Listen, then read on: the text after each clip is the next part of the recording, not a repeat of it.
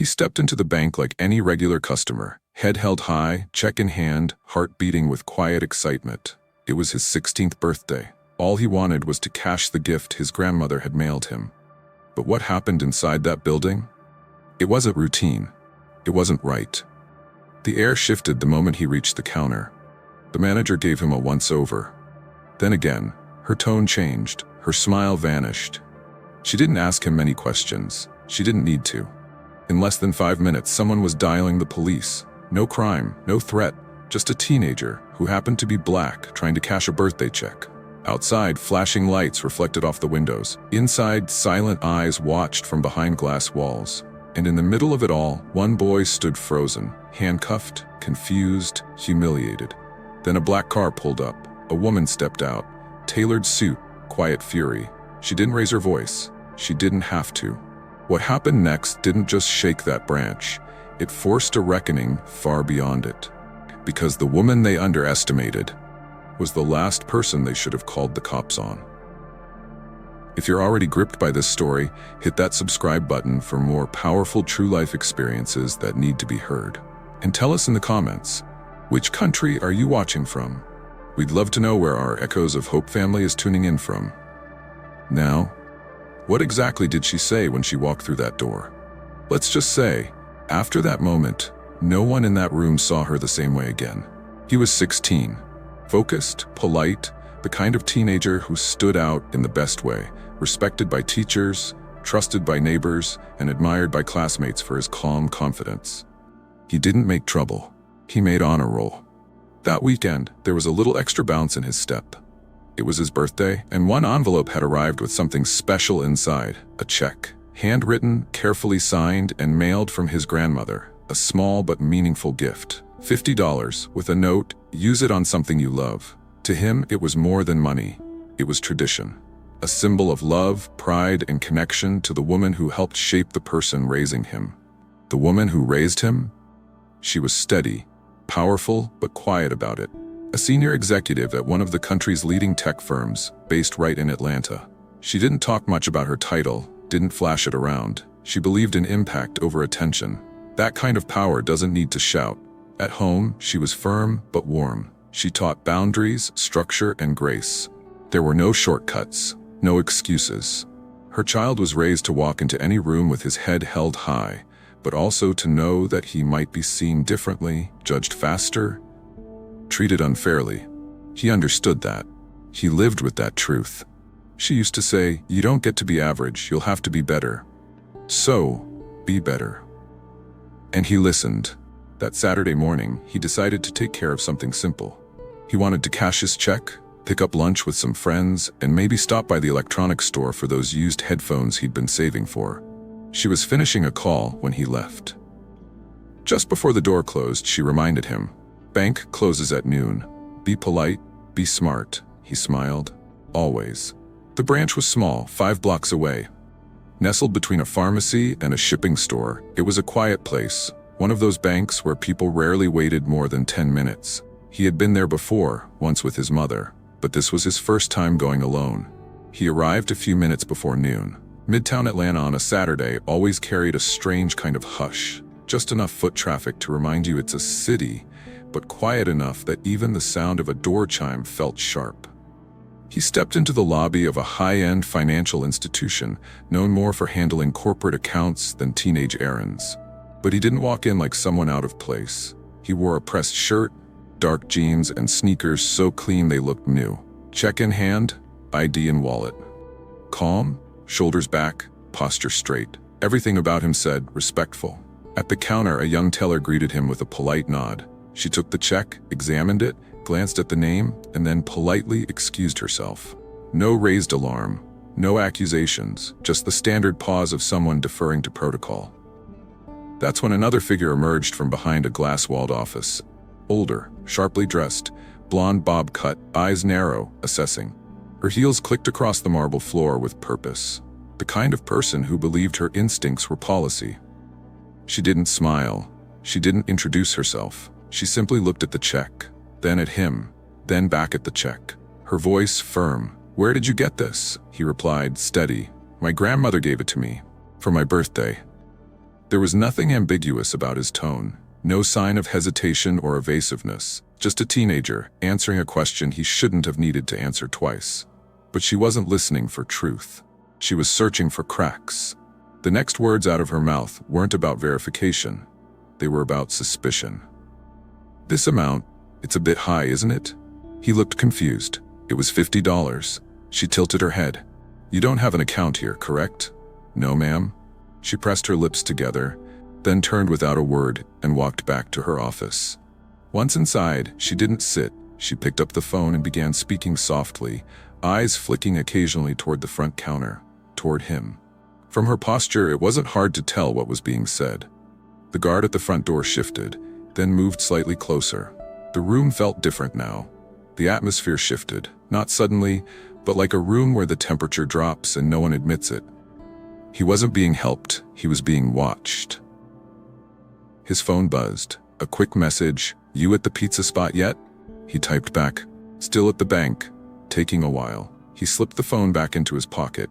The teenager stood quietly, hands at his side, phone in his pocket. No raised voice, no fuss. And yet, something in the air made people look twice. 3 minutes later, she returned. Her expression was stiffer now. She didn't explain anything, just said there'd be a delay and that he'd need to wait outside until they could verify the check. "But it's for my grandmother.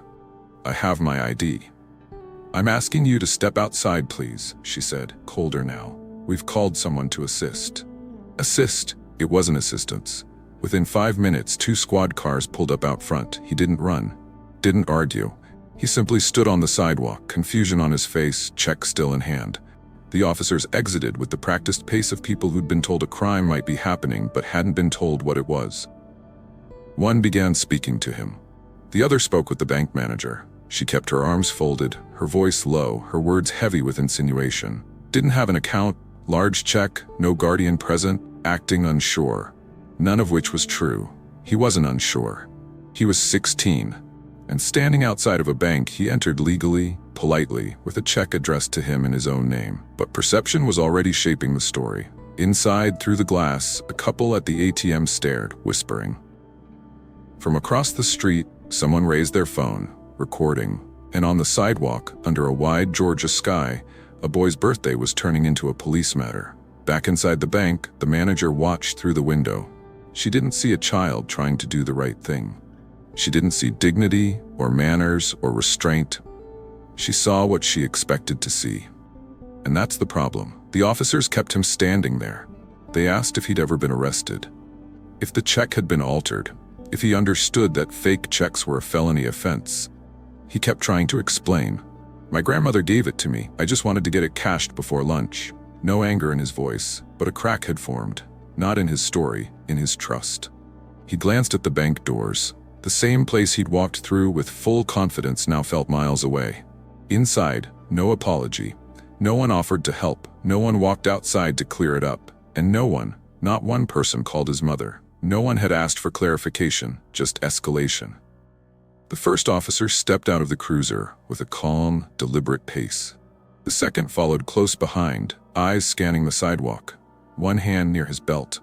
Not on his weapon, but close enough to remind anyone watching that authority had arrived. He stood alone by the bank entrance, trying to stay composed, even as his voice faltered. "I just came to cash a check," he said, holding up his ID again, along with a laminated school card and the envelope with his name written in cursive blue ink, his grandmother's handwriting. One of the officers took the check and the ID. The other asked him to step over here, away from the glass doors, away from the view of passing pedestrians. "What's this about?" he asked, still calm but visibly shaken now.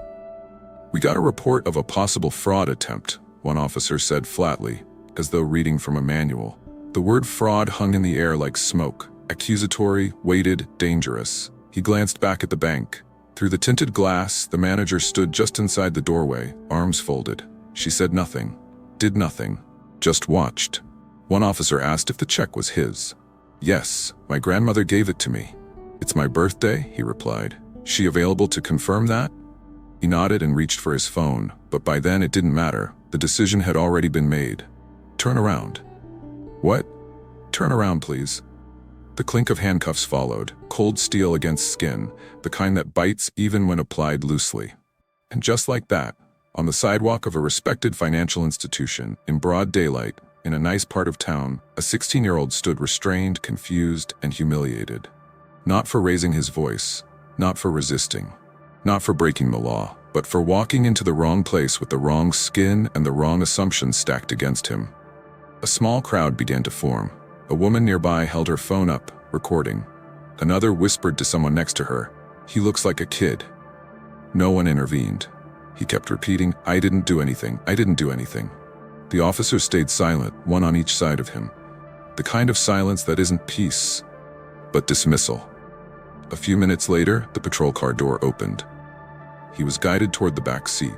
One of the officers mumbled something about standard procedure. He sat, hands behind him, pressed against cold vinyl. Not long after, the video hit a local neighborhood Facebook group. Within an hour, it had made its way to Instagram. By nightfall, it was on the local news. A teenager, handcuffed outside a bank. The caption? He just wanted to cash a check.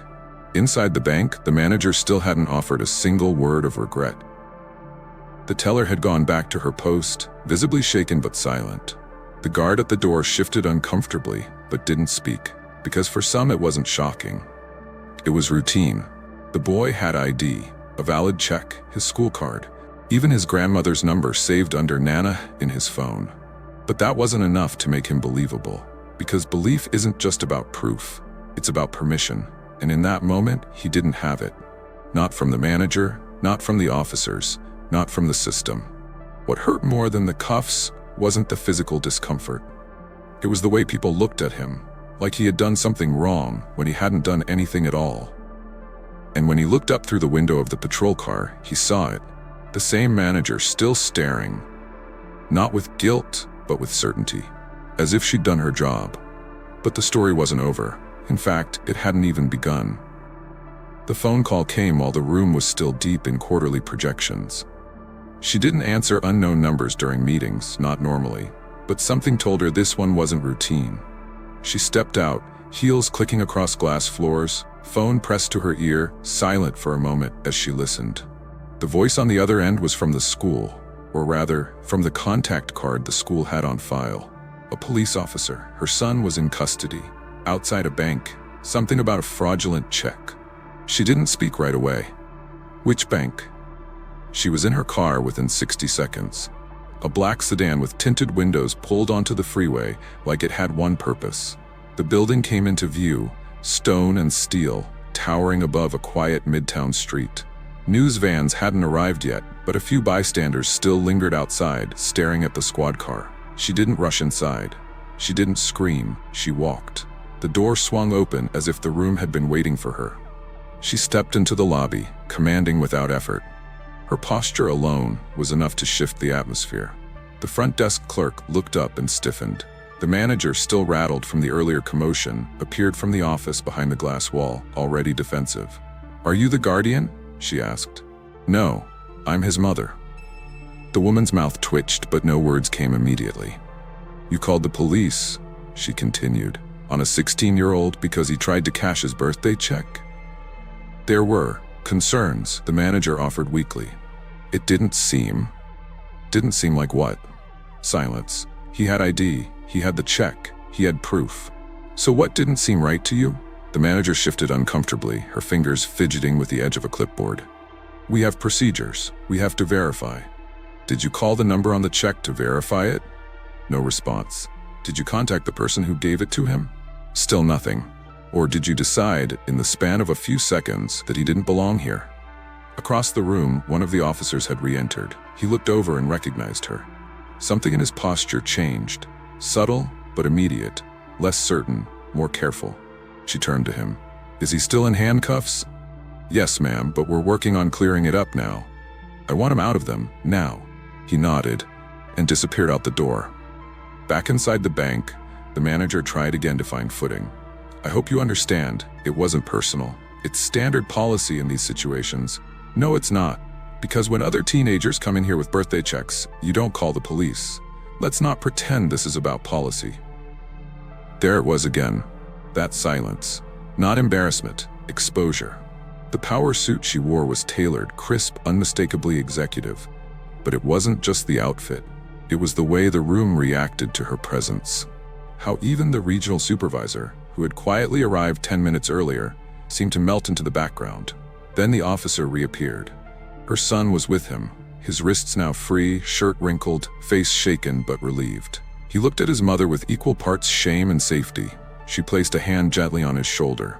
Then she turned back to the manager. Her tone never wavered.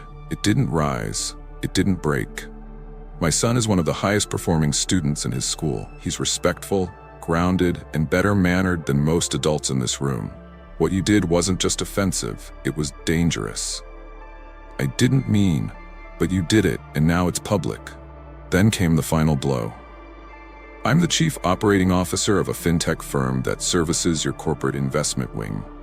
I've personally sat in on meetings with your regional board, and this bank, your bank, was up for a systems integration contract next quarter.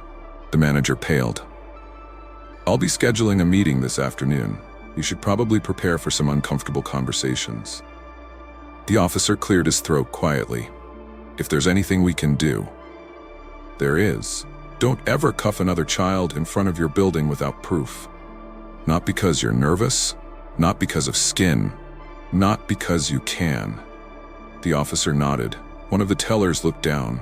The security guard turned away. No one spoke. It didn't take shouting. It didn't take rage. It took showing up and holding the mirror steady so they could see themselves for what they'd done. In less than 5 minutes, the woman they'd treated like just another parent became someone none of them had anticipated. The manager, once stiff and self-assured, now stood hunched behind her desk, completely out of her depth. The officer, once in control, now deferential. And the teenager, once doubted, now untouchable. He wasn't free because someone decided he was.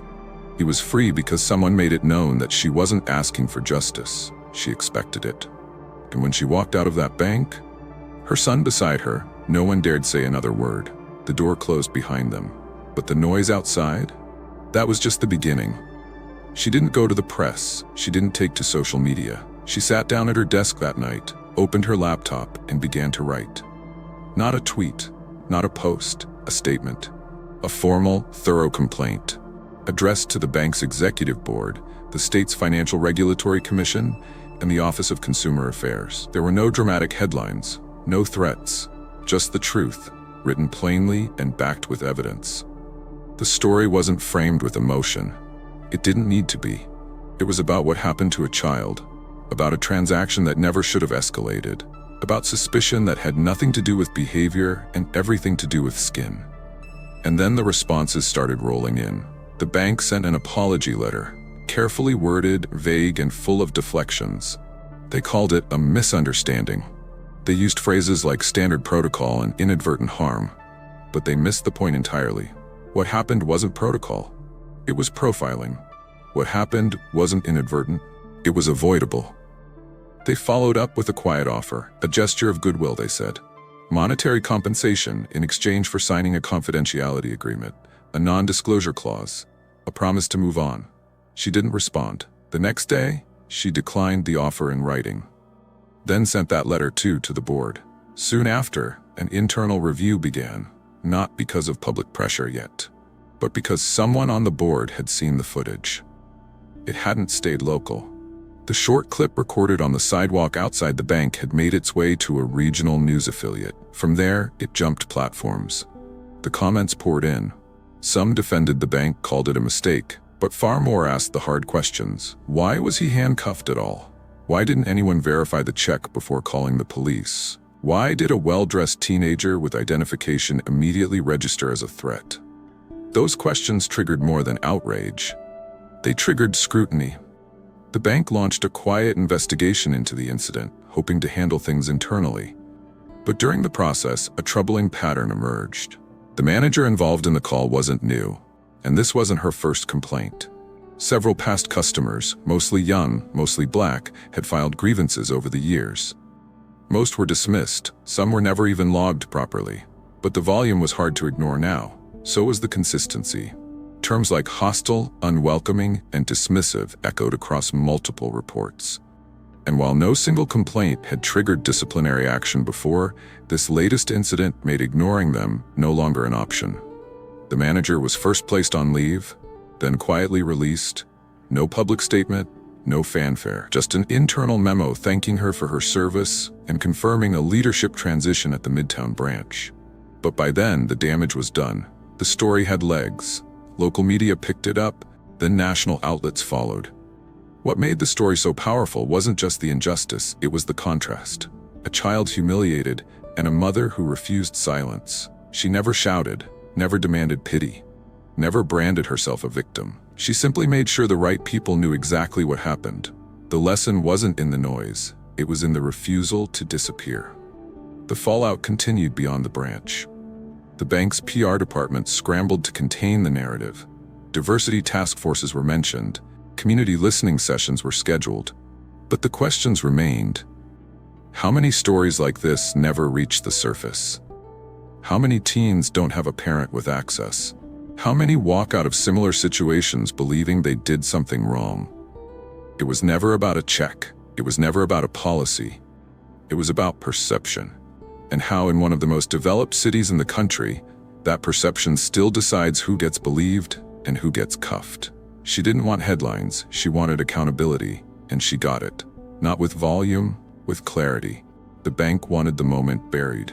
But she understood what silence costs, and she wasn't paying that price. It started small. A 26-second clip posted to a local account with fewer than 200 followers. Grainy footage, muffled audio, a teenager in handcuffs flanked by officers walking out of a bank. At first, it looked like just another arrest, until someone added context. A caption that read, "He was trying to cash a birthday check, had ID, said it was from his grandma." And then, manager called the cops. He never raised his voice. Within hours, it jumped platforms. The comments began filling with disbelief, then fury. But it wasn't until a stranger, a woman waiting in line that day, shared a thread that the story exploded. "I was there," she wrote. "He was polite, patient, told the manager 3 times that the check was from his grandmother. And the most haunting line, the only thing suspicious about him, was his skin." It struck a nerve. The hashtag came next, banking while black. And with it, an outpouring. Dozens of stories began to surface. People, young, old, professionals, students, shared eerily similar experiences. Denied services, asked to prove identity twice, 3 times. Checks held for verification while others cashed theirs in minutes. A pattern that had always been there, ignored, brushed off, was now lit in bold relief. News outlets picked it up. First local, then national. The incident became a topic on radio shows, morning panels, podcasts, not because of violence, not because of a lawsuit, but because of how ordinary it was. A teenager walks into a bank to do something he had every right to do, and leaves in cuffs. The community didn't stay silent. Rallies formed outside the branch. Protesters held signs that didn't scream. They questioned, what did he do wrong? Would this have happened to your son? If it starts at the bank, where does it stop? More voices joined in. Civil rights groups issued statements. Local leaders called for accountability. Even employees from other branches of the same bank reached out, quietly, privately, saying they'd seen behavior like this before.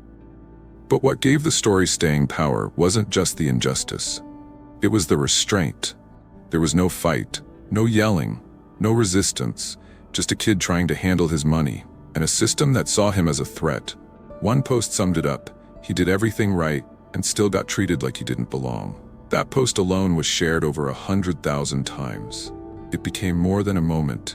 It became a mirror for every person who had been followed in a store, for every student who'd been questioned for using a school laptop, for every adult who'd been asked if they really lived in their own neighborhood. This story gave shape to the silent, daily disrespect so many endure, and showed what it looks like when it's captured on camera. Some tried to reframe the narrative. They called it a misunderstanding, said the manager was just being cautious. But most people weren't buying it. They saw through the language, and they weren't asking for outrage. They were asking for truth. The momentum didn't fade. A petition circulated demanding the bank implement new anti-bias training, not performative workshops, but real, measurable policy changes. Within a week, it had over 600,000 signatures. The financial institution issued a new statement. This one acknowledged the serious concerns raised by the incident and promised a full review of training procedures. But for many, the damage wasn't about one manager or one branch. It was about the message that was sent and the people who'd lived it before, without ever being believed. The mother of the teen didn't speak at rallies, didn't hold press conferences. But her silence carried weight, not because she withdrew, but because she had already said enough. The way she walked into that bank, the way she refused the hush money, the way she turned a private humiliation into public accountability without ever raising her voice. That's what people remembered. This wasn't just about a check. It was about being seen, being heard, and finally being believed. The story could have ended after the press conference. It could have ended with headlines, a trending hashtag, a few policy promises, and the next news cycle taking over. But it didn't, because she wouldn't let it. She sat in front of the camera, poised, steady, and when asked what she wanted people to know, she didn't raise her voice or call for outrage. She just spoke the truth. "I'm not angry that my son was profiled," she said quietly. "I'm devastated that so many other mothers have no one to call." The room was still. What followed wasn't a call for sympathy. It was a call to action. She took the momentum and did something rare. She built a platform not to elevate her own story, but to lift the ones that never got told. A new initiative was announced within weeks. Not just another website or statement, an actual foundation. Funded, staffed, focused. Its purpose? To confront racial bias in financial institutions, starting at the root. Training that doesn't just tick boxes but forces hard conversations. Workshops that reach the branch level, not just the boardroom. Simulations that show what happens when assumptions go unchecked, and how dignity can be stripped away in under 5 minutes. She didn't stop there. She partnered with advocacy groups already in the fight, met with senior banking executives, challenged them directly. "If this could happen to my son, how many others have you never heard about?" Some pushed back, softly, politely, said they needed more data. She gave them stories instead, and that was harder to ignore. Soon, reforms began to take shape, not in headlines, but in hiring. Recruitment standards shifted. Diversity initiatives extended beyond marketing brochures. Some branches quietly reassigned managers. Others opened their doors to listening sessions. Real ones, where people spoke without fear of retaliation. Meanwhile, the foundation began building a toolkit for families. How to file complaints, where to go when denied service, how to protect your rights when the system doesn't see you. It wasn't loud, it wasn't flashy, but it was real. The goal wasn't to make the story go viral. The goal was to make sure it didn't repeat. And that takes work. Uncomfortable work. One regional bank quietly adopted the training protocol. Then another. By the end of the year, over 3,000 employees across multiple financial institutions had gone through her program. Some walked in skeptical, most walked out changed. Because once you see what bias looks like up close, it's hard to unsee it, and even harder to excuse it. The irony? None of this started with a lawsuit, or a campaign, or even a demand. It started in the lobby of a bank, with a boy holding a birthday check, and someone deciding he didn't belong. Sometimes change doesn't happen in a courtroom. Sometimes it happens because someone refused to be quiet. Sometimes it begins when the people in charge are forced to confront the difference between policy and justice.